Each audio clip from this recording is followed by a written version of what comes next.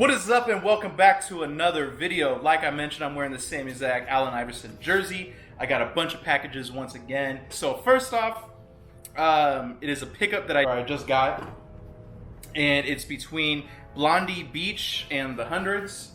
It's a nice little green tee with some pink writing that says Blondie Beach and the Hundreds. I think this looks really cool.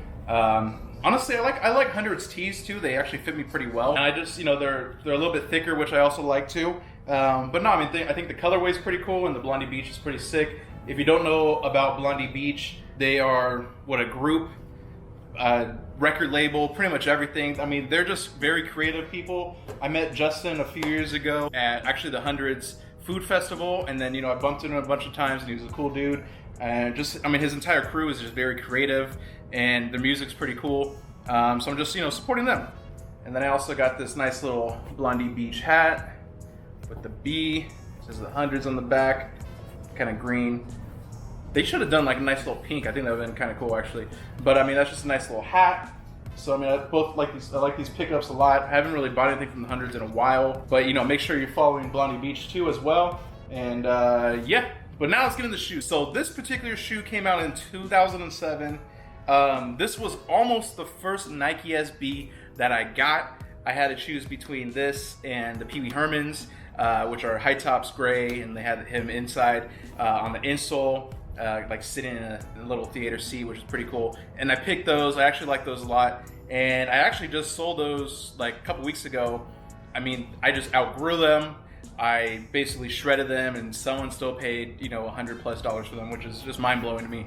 But I picked these shoes up for $160, and I got these from Mag Park. And so you got a nice little old school black and purple box. Honestly, this is, like I've mentioned a million times, I'm a huge SB head. I've been collecting these since, 2007. And this is probably my favorite box out of all of them, size 11. So these are the Milli Vanillis. These are used, but they look like the person just wore them a few times. They come with some white laces. I think there's some black Kevlar laces, which I know some of the SBs did come with. I don't remember these ones coming with them.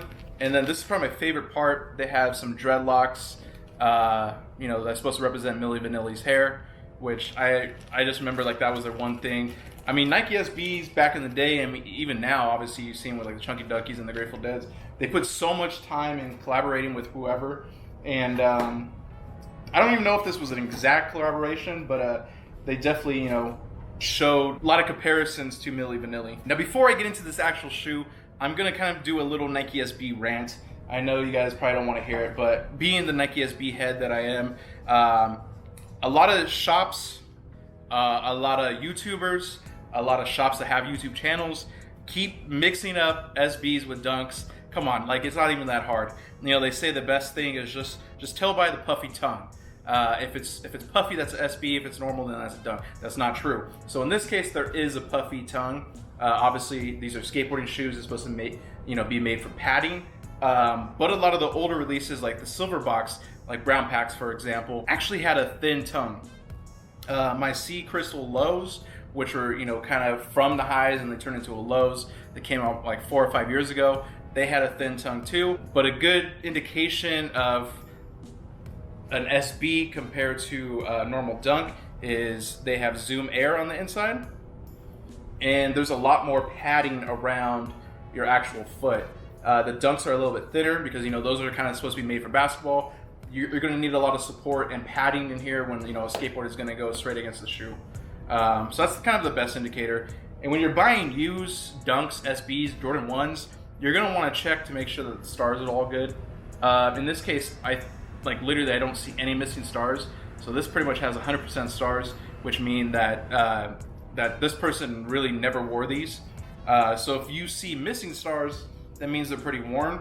Also, the best thing to do as well is look in the back, and if you see it almost at an angle, then that's some heel drag, and that's also going to mean that it's pretty worn as well. These are right on point.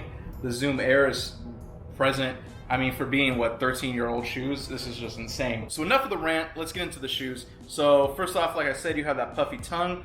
You have the nice little musical note, you know, because of Milli Vanilli, obviously. Nice little tongue there. You got the Zoom Air insole, and then you have a leather toe box, which, I mean, these aren't even creased at all. But I mean, this is really soft leather.